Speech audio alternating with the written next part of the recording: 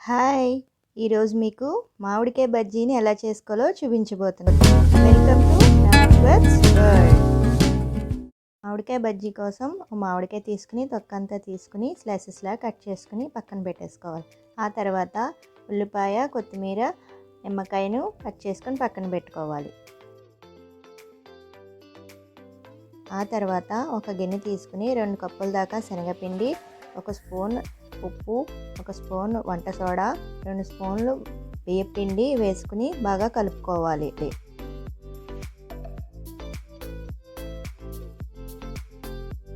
ఇప్పుడు కొద్దిగా నీళ్లు పోసుకుంటూ ఉండలు లేకుండా కలుపుకోవాలి. అలాని గట్టిగా కాకుండా అలాని మరీ పలుచగా కాకుండా సమానంగా ఉండేటట్లు కలుపుకోవాలి.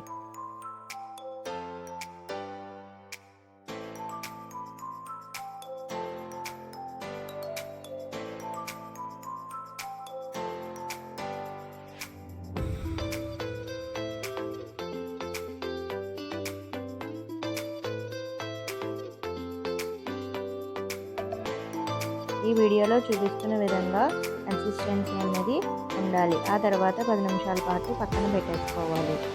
ఇప్పుడు ఒక ప్యాన్ తీసుకుని అందులో డీప్ ఫ్రైకి సరిపడా నూనె తీసుకుని నూనె కాగేంత వరకు ఉంచాలి. ఇక్కడ నూనె కాగిపోయింది. ఇప్పుడు ఒక్కొక్క మ్యాంగో స్లైస్ని తీసుకుని గిన్నెలో ముంచుకొని బజ్జీలాగా వేసుకోవాలి. నేను పెట్టే ప్రతి వీడియో కనుక మీరు మిస్ అవ్వకుండా చూడాలనుకుంటే నా ఛానల్ కనుక మీరు సబ్స్క్రైబ్ చేసుకోకపోతే వెంటనే నా ఛానల్ని సబ్స్క్రైబ్ చేసుకోండి. ఇప్పుడు బజ్జీలని ఫ్లిప్ చేసుకోవాలి. 2 వైపులా బాగా ఫ్రై అయ్యేంత వరకు కలుపుకుంటూ ఉండాలి. బజ్జీ కనుక బాగా ఫ్రై అవ్వకపోతే పిండిగా ఉండిపోతుంది. అందుకని కొంచెం ఎర్రగా వచ్చేంత వరకు ఫ్రై చేసుకోవాలి.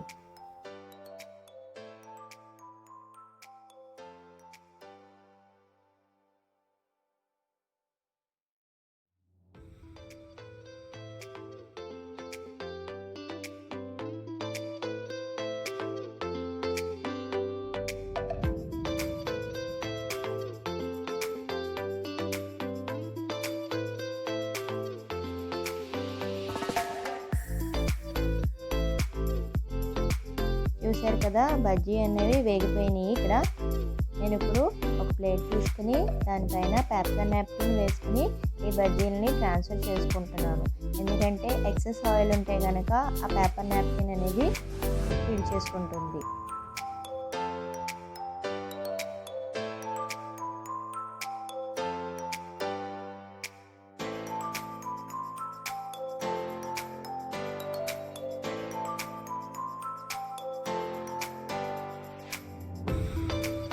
చూసారు కదా, మామిడికాయ బజ్జీలు రెడీ అయిపోయాయి. ఇప్పుడు ముందుగా కట్ చేసి పెట్టుకున్న ఉల్లిపాయ, కొత్తిమీర, దాంట్లో 1 స్పూన్ కారం, 1 స్పూన్ ఉప్పు, 1 నిమ్మకాయని వేసుకుని కలుపుకోవాలి. కలుపుకున్నాక స్టఫింగ్ కోసం పక్కన పెట్టుకోవాలి.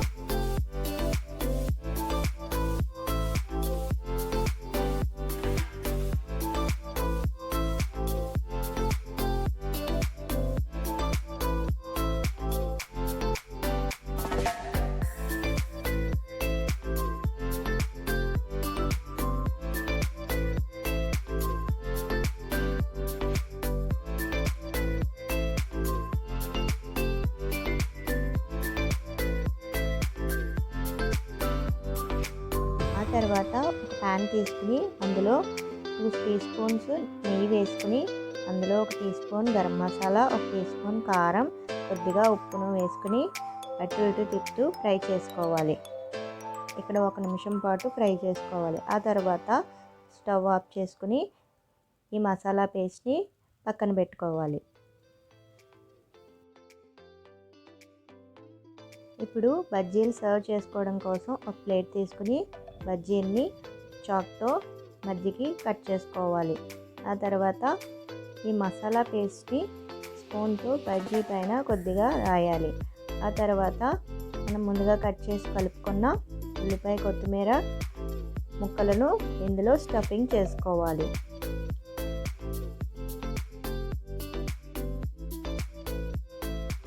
అంతే, ఎంతో సింపుల్గా తయారైపోయింది కదా మామిడికాయ బజ్జీ.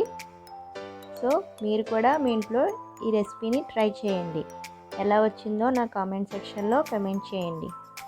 అంతే, ఎమ్మీ ఎమ్మీ టేస్టీ టేస్టీ మామిడికాయ బజ్జీలు రెడీ అయిపోయాయి. నేను చేసిన బజ్జీలు కనుక మీకు నచ్చినట్లయితే లైక్ చేయండి, షేర్ చేయండి, సబ్స్క్రైబ్ చేసుకోవడం మర్చిపోవద్దు. Thanks for watching.